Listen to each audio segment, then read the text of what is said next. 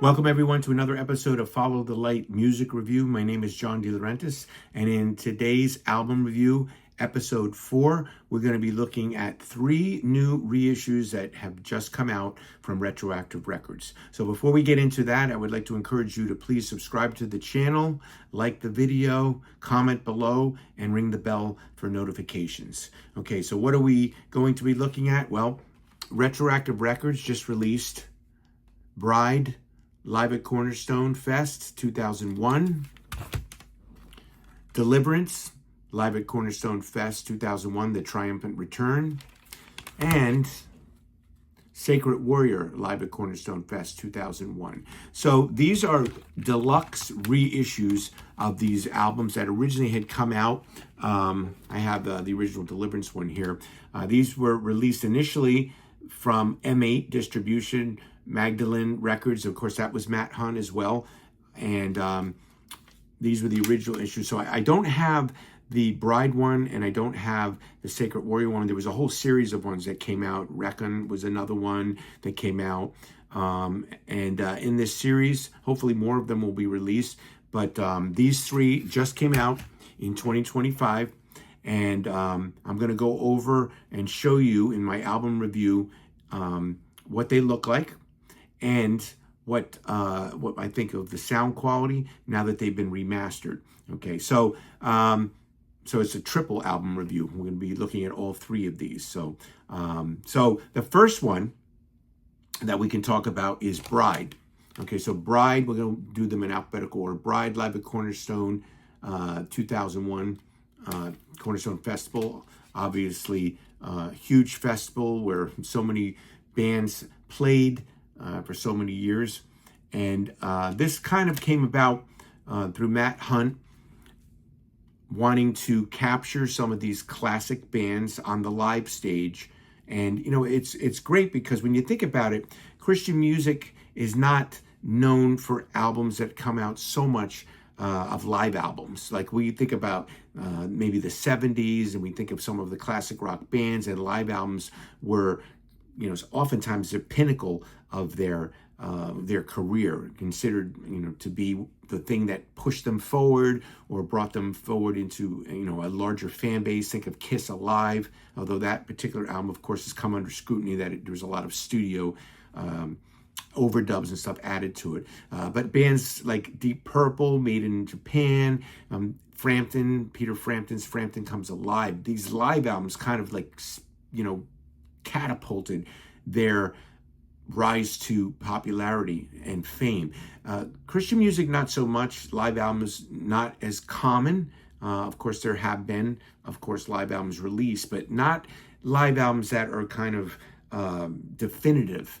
There may be some exceptions to that. Maybe DeGarmo Key's No Turning Back, a tremendous live album. But as a rule, you know, Christian music, Christian metal, rock, most of the things that we would point to when we think of classic albums by those bands are studio albums.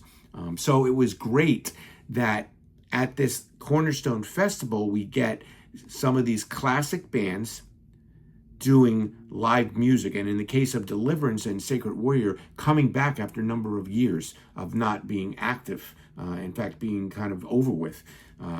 Bride, of course, we're going to start with, and I want to shout out to Scott Waters, who I work with on Retroactive Records. He's the layout designer for these releases. He really upgraded the visuals on this, and the layout is beautiful for this. So if you just look at, just for really quickly, look at the Deliverance, what it looks like, and look at what it looked like in its initial.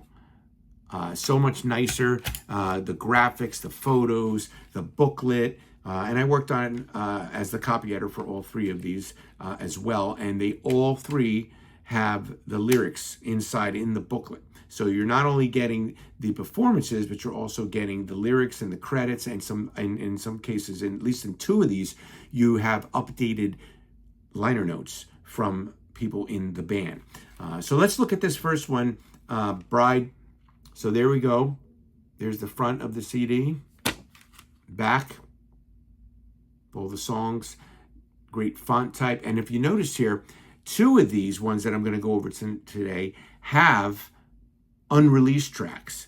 So that makes that, it sweetens the pot for these releases. So if you already have the originals and you say, well, why am I going to spend money to get them again? It's worth it. I'm going to tell you right now, it's worth it because of the upgrade in sound, the upgrade in packaging, and in two of these ones, bonus tracks that were not on the original.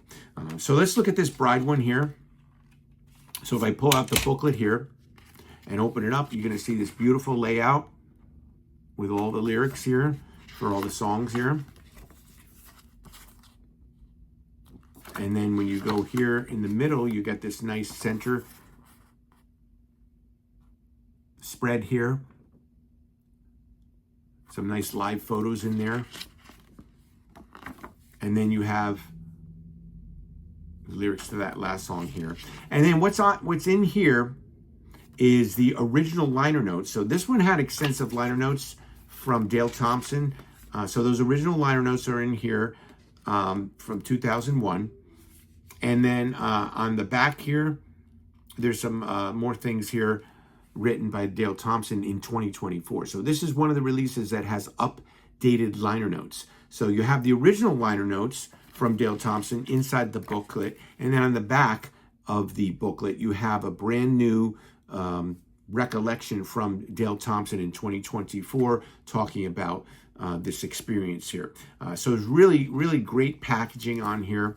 And sound quality, I'm going to say this is definitely an upgrade in sound quality here. You have Rob Caldwell remastering, who's fantastic, does a fantastic job remastering. And also, this has a bonus track on it. So this is one of the ones that has a bonus track on it. So let's look at what's on here. So it opens up with an intro. They're introducing the band. And what's great about this is there's a lot of their classic songs. So in these concerts, it was almost kind of like dubbed at the time as 80s Metal Retro Night with M8. Was the subtitle on the original releases, because it was taking these bands that were popular in the 80s and in 2001 having them come back and perform. And in the case of Bride, outside of Deliverance and Sacred Warrior, Bride had been continuing. So Bride is the one band in these three that I'm going to go over who was not reappearing. They were consistently still releasing stuff, but we'll talk about that in a minute, what they were releasing at the time. But this one has Same Old Sinner, a great opening track here. Fool Me Once is on here, Whiskey Seed, The First Will Be Last, and Thunder in the City from their Show No Mercy album, which is a great, I love the Show No Mercy album. I remember having that on cassette.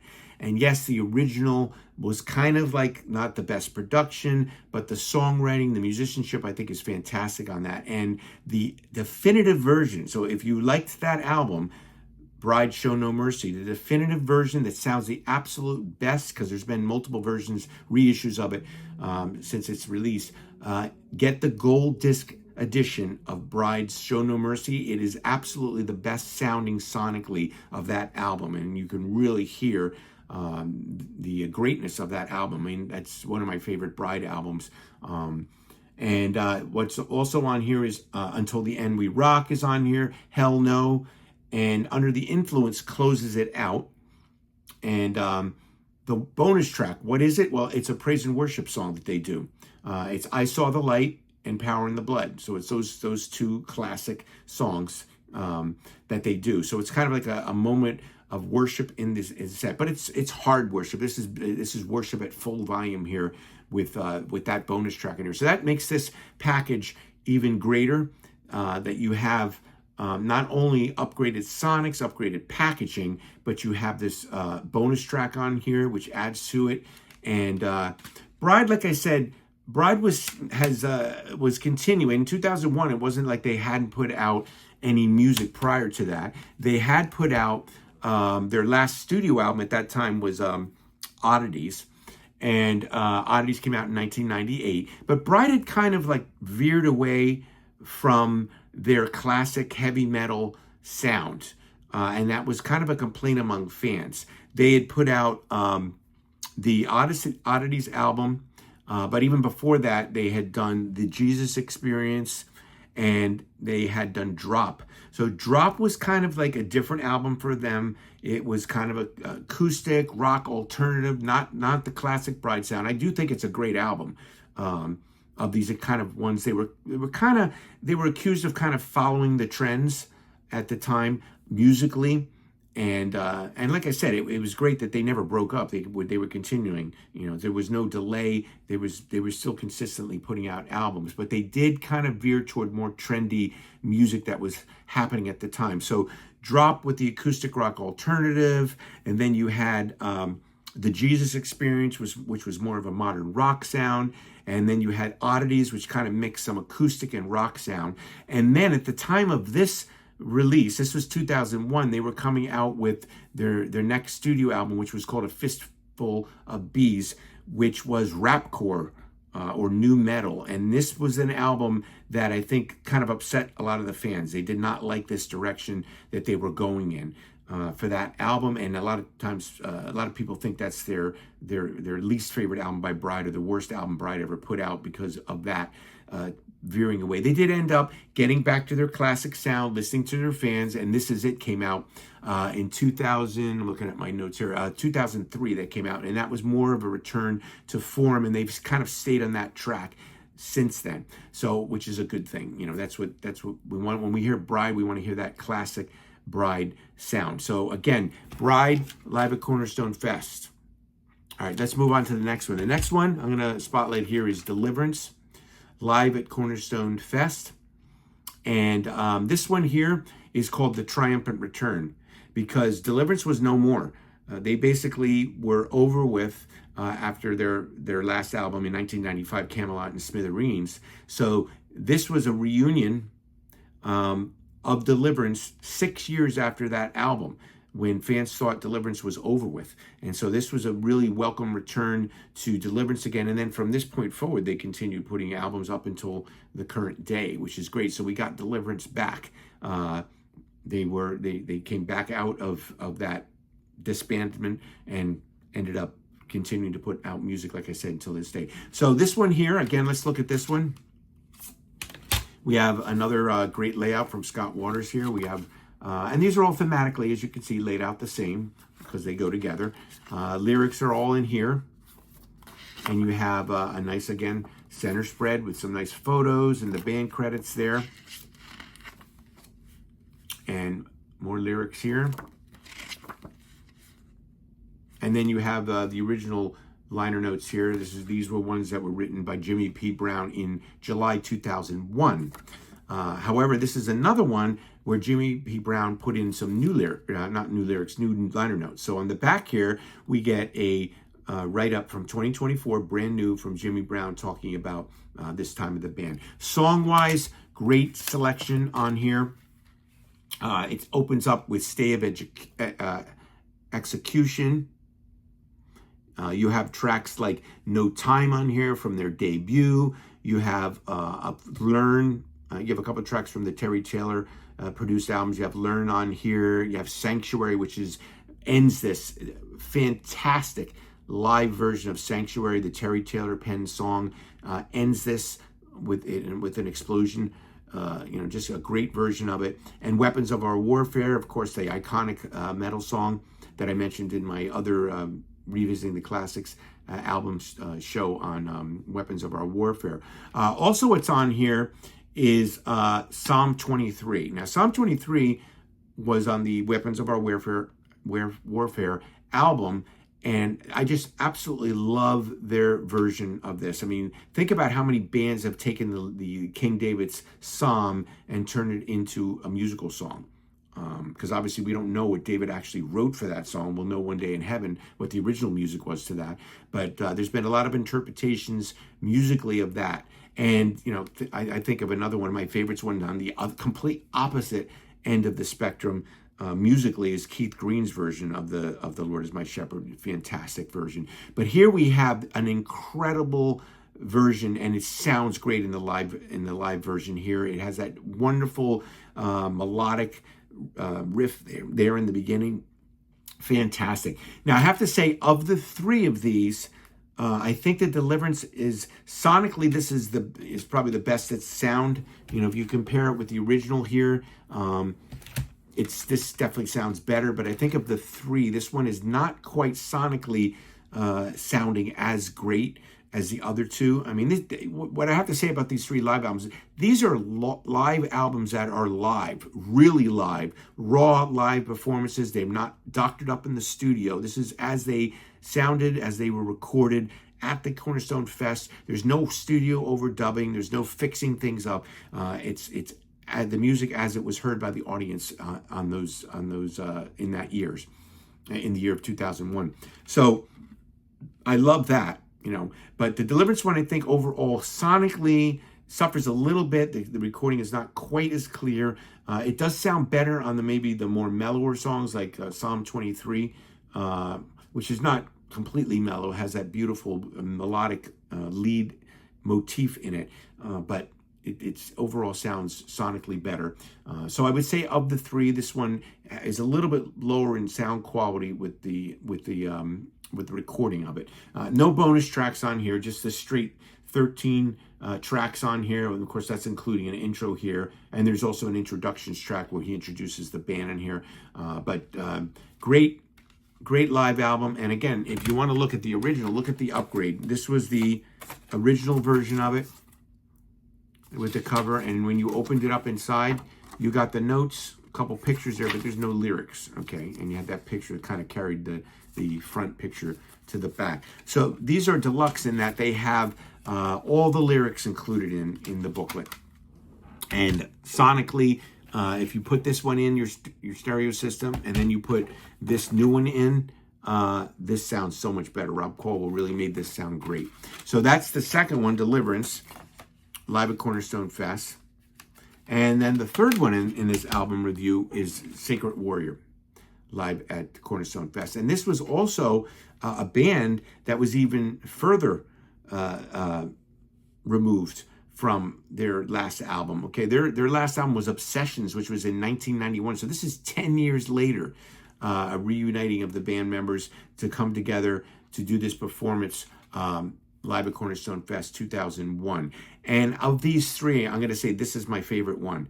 They are on fire. Not that the other two bands aren't on fire and give their all in their performances, but Sacred Warrior, they are just they're firing on all cylinders on this live performance. And this one has three unreleased bonus tracks on it. So this one is really fantastic. So let's get a look at this one here. See, again, carrying forth that motif, some great live shot in the front there. And we have, the credits on the back. This one does not have an updated liner notes from anyone in the band in this particular one. But you have the lyrics in here laid out. And you have the more lyrics here. And then like all the other, like the other two, you have a nice center spread there with the band's logo there and a bunch of great pictures in there. More lyrics. And then what you do have on here is Scott Waters of No Life Till Metal. If you're familiar with his website, he does have that website, No Life Till Metal Reviews, that's still up there, and you could look at it. And this is his write-up of Sacred Warrior on here. And one thing he mentions in here, he says, of all the simultaneously released Live at Cornerstone 2001 discs, this one impressed me the most. Considering some of the others were by favorites of mine, like Deliverance and Reckon, that is saying a lot. And I have to agree, this one will blow you away. The band, like I said, firing on all cylinders, fantastic, sounds great. You know, the quality of the sound is really good. Rob Colwell, again, remastering this, and it sounds really good. Actually, this one is not remastered by Rob Colwell, but Rob Colwell was involved as the editing and preparation of it. This one was actually remastered by Steve Watkins, who does a great job on here. Really, really sounds great. And what do we have here song-wise? Well, we have a great set on here. Again, these bands were doing their earlier materials live. So it opens up with Children of the Light, Remember Me, what a great song that is. Rebellion's on here. Then they pause and they do that worship song, Holy, Holy, Holy. They do two songs that are kind of snippets of the songs. They're not the full-length versions of it, but they do little secrets from the Wicked Generation album, and they do Wicked Generation from the Wicked Generation album. These are like a little bit over 2 minutes long, and then they go into The Heavens Are Calling. And then there's 3 bonus tracks in here, one called Come On, one called Day by Day, and one called Prince of Peace. Day by Day is really a fantastic new Sacred Warrior song to hear on here. And Prince of Peace is another worship song. So you get another really great worship song on here as a bonus track. And then this ends with Temples on Fire, which again, fantastic closing number on here from Sacred Warrior in here. So of these 3 here that are released, and I'm hoping they're going to have more, these are the 3. So you have Bride, Deliverance, and Sacred Warrior. And I would highly recommend getting them. Like I said, if you already own these and say, I'm fine, I have the original issues and I'm fine with that, I would encourage you to upgrade to the new versions from Retroactive Records, because they are fantastically done packaging, and you get bonus tracks on 2 of them. And I'm hoping that they release more of these ones that were released at the time. But these are definitely worth your money to get. They're on sale now at Boone's Overstock. And, you know, in terms of my album review for these here, these are all really, really strong live albums. And like I said, this is live and raw, no overdubs. This is how it was when the fans were in the audience hearing at Cornerstone Fest. All right, no studio wizardry, just the live performances. And Bride, fantastic live band, and they show that and prove that on here. Deliverance sounds good as well, and Sacred Warrior, again, I think is the best of the lot. So I would probably rate these 3.5 stars for the Bride, 3.5 stars for the Deliverance, and 4 stars for Sacred Warrior would be my ratings for these 3. But these are great live albums. It was great that after this live album for Deliverance, we started getting more music from Deliverance. And, you know, like I said, to the current day, Sacred Warrior, we've gotten newer music from them too. You know, maybe with some member changes, obviously, but we're getting some new music from them. So that's my album review. I hope you enjoyed it. Check them out. I'm sure there's probably somewhere online, maybe you can stream them and maybe give a listen to it before. But I would highly recommend you get these 3. They really came out great. They look great. They sound great. And bonus tracks, like I said, on 2 of the 3. And liner notes, new liner notes, 2024 liner notes from 2 of the things. You know, so these are new reissues in 2025 from Retroactive Records. And I would say give them a listen. And if you love these classic heavy metal bands, don't hesitate getting these while they're still available. Okay, so give me your thoughts on these albums, these bands in the comments. I'd love to hear that from you. And again, make sure that you are ringing that bell so you know when new episodes come out in the series that I'm doing. Okay, so great to spend some time with you again. And as always, I will encourage you to follow the light that shines out of the darkness. God bless everyone.